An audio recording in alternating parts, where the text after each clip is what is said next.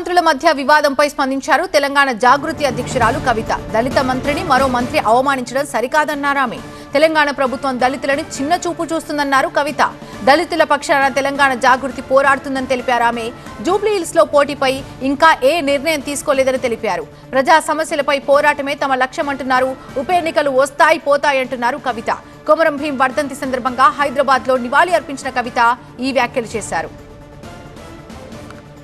ఇక తెలంగాణ జాగృతి పోటీ చేయడం చేయకపోవడం అనే అంశం మీద మేమేం నిర్ణయం తీసుకోలేదు.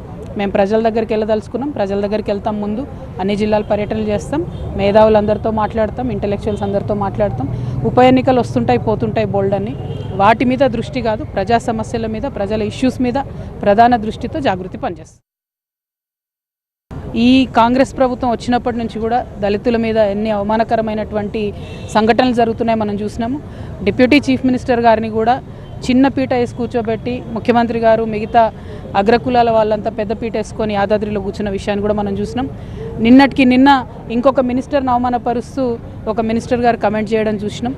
సో ఇవన్నీ కూడా 2 సంవత్సరాల నుంచి మనం ఏ విధంగా ఇన్సల్ట్ చేస్తున్నారో చూస్తూ ఉన్నాం. సో ఇవన్నీ ప్రజలు కూడా గమనిస్తున్నారు.